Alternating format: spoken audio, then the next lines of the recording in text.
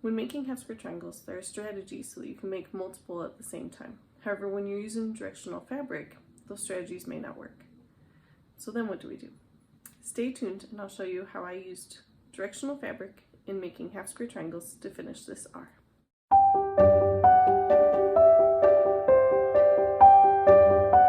Hi, I'm Julie Patterson of JCT Quilting, and I want to help you turn your memories into quilted treasures.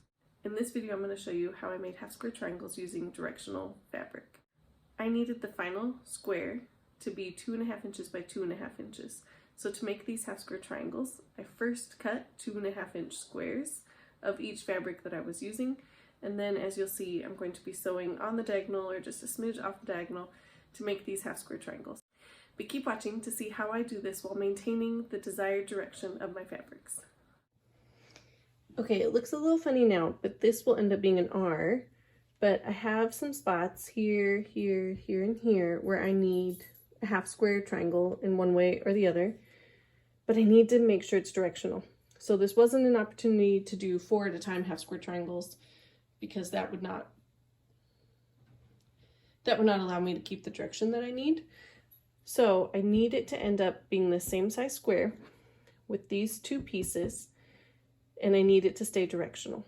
So I'm going to make 4 half square triangles, keeping the direction and making sure I cut the half square in the way that I need. So I think here I need it this way, here I need it this way, and here I do 2. So on these 2 I need top left to bottom right, top left, bottom right, and then on this one it will also be a top left to bottom right, and then this one will be top right to bottom left. So let me show you how I'm going to make these half square triangles. Okay, so this is for the top right corner of the R, and for this piece I need the bottom left triangle of this piece and the top triangle of this piece, and I want to keep the direction. So if I kind of play around with it and say I do it this way, and again I'm going to sew top left to bottom right on this one, so then I would end up folding and the white is not in the right direction. So what if I turn it this way? Then when I fold it up, yay, that's the one. So I highly recommend practice before you actually sew it. So now that I know it's going this way, this is the direction that I need, top left to bottom right. I am going to fold this white one in the direction that I need. And you can fold or you can iron. I'm just going to finger press. You can draw a line corner to corner. And in this case, I'm going to sew corner to corner. I'm not trying to make more than one. I'm just making one. I want it to end up being this 2.5 size. Make sure those line up. I actually might sew just a hair to the right to allow for room for it to fold over so that I don't lose that amount of fabric and it will stay the 2.5. So I will line it up again just a little bit, maybe to the right of the line.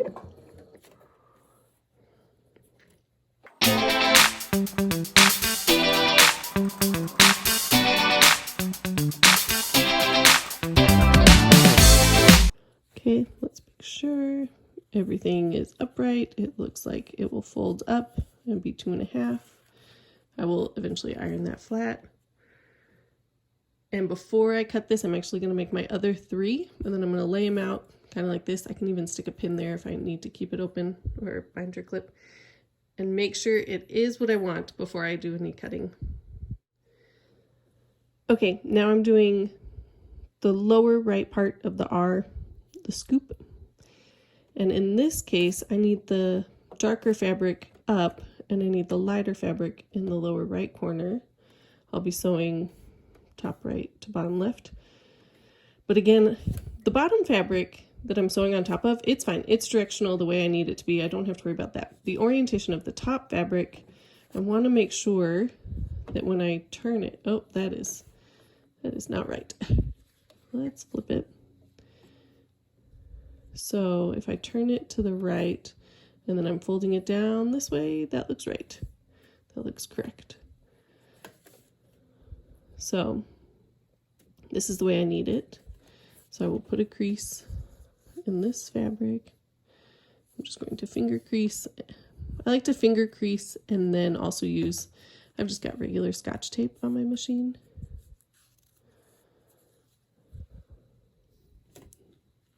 That's not right, don't mess it up. So yes, that is correct. Okay. Directional fabric can sometimes be scary, so I just like to triple check before I sew. So, and again, I'm going to fold that way, so I'm going to sew a little bit next to the line on the right.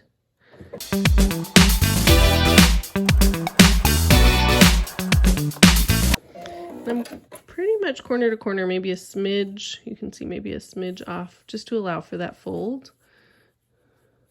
And so that when it folds, it will be right. And again, I'm not going to cut this yet. I'm going to sew the rest of them, pin this in place, and then look and make sure it's what I want. Okay, now I'm doing the left part of the R leg, and I need the dark in the upper right and the lighter color in the lower left. I'm going to be folding this way. Ah, got it. Yes, that's right side up, that's right side up. This is the way I want it.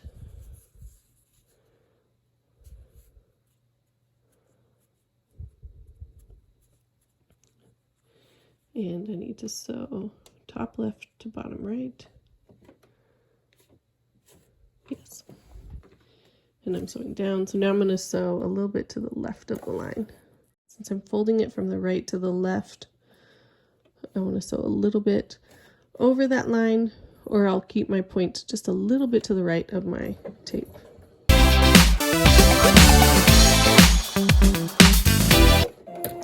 Let me just double check. That goes that way. Yep. For this last one, I need dark lower, light in the upper, and I'm going top left to bottom right.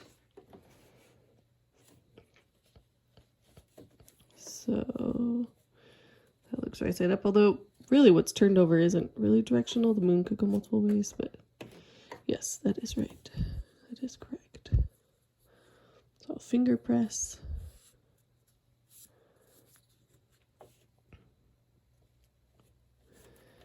And then I'm going to be folding it this way. So I'll sew a little bit on that side of the line.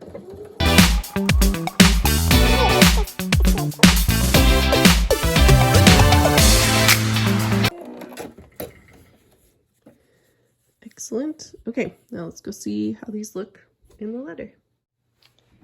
Okay, I've added clips. Again, I just don't like to cut anything until I'm positive I have exactly what I need.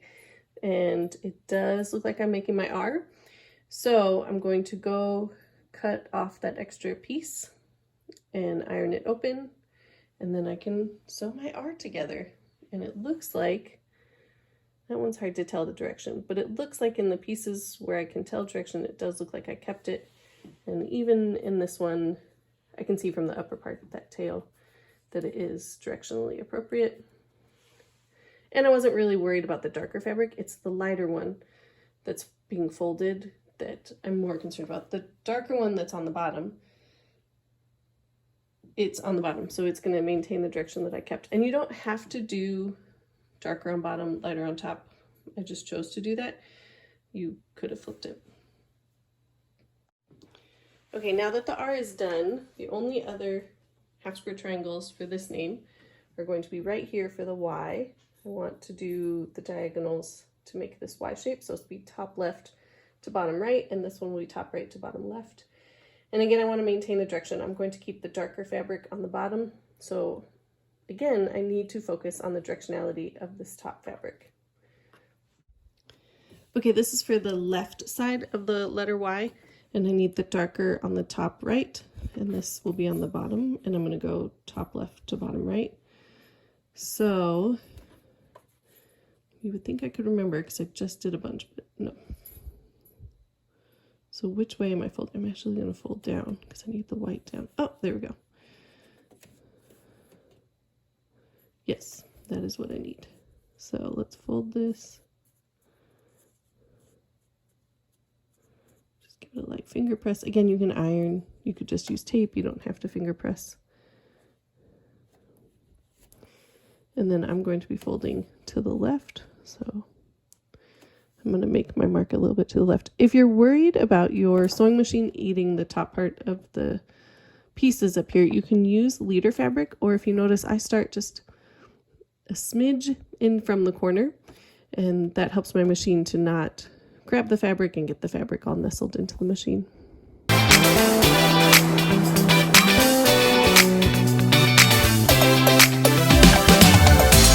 So again, for this part of the Y, the lower left Y.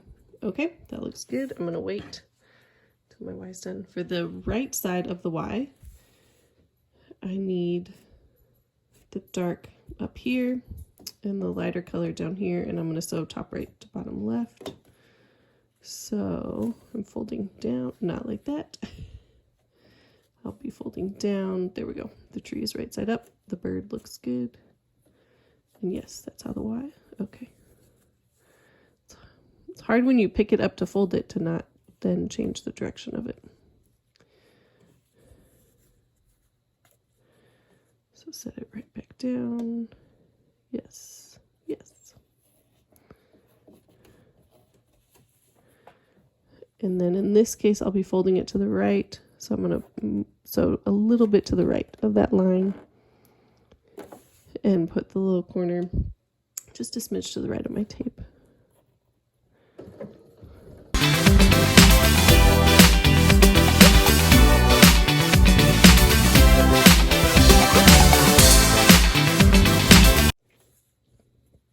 And there should be the bottom of Y. Let's go see how it looks. Okay, I've added my clips so that I can make sure it looks good. It looks good. I can see the Y. So I'm ready to cut and sew my letter. So to cut, I'm not going to remove that pin until, I'm just going to use this space. I don't want to move anything until I'm absolutely ready. Okay, so we're going to cut on this side.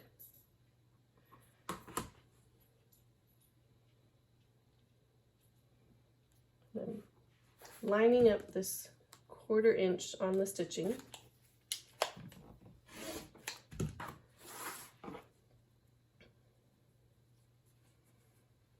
Excellent. Now you have triangles you can use, or mine will probably go to retold recycling. And we'll iron that in a minute. Then I'll cut this one. I'm going to cut this part. See, I already forgot to cut this side.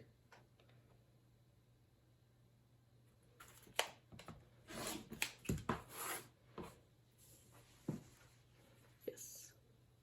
Okay. Okay, I'm going to iron to the dark. In this case, it really doesn't matter. You could iron open. I just happen to like to iron to the dark side. Hide the fabric.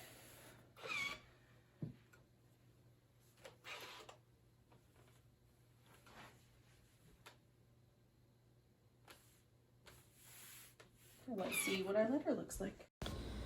Okay, let's put those pieces that we just ironed in, and they look good. And just to double check, everything's directionally appropriate. We're ready for the next step. Y is now done, so I'm going to do the same thing with my pieces for R. I'm going to trim at 1/4 inch, iron it open, and then move on to the next piece.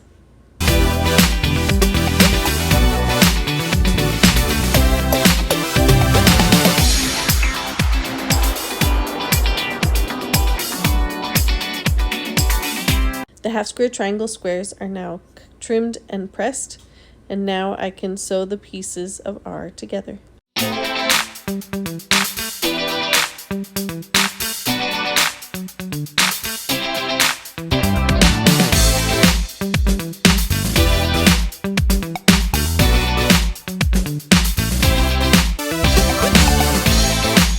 Thank you for watching this video. I hope it helped you learn a strategy for making half square triangles with directional fabric.